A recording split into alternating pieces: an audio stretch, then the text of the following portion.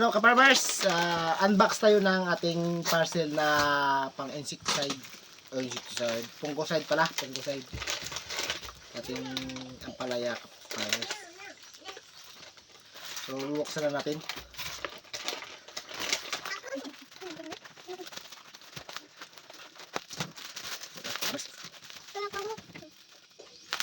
So ang price pala nito ka-farmers ay nasa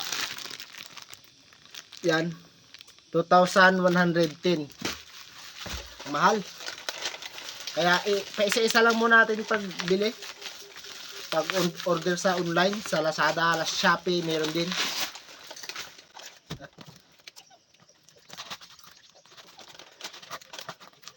Balik yung pagka barot ka farmers.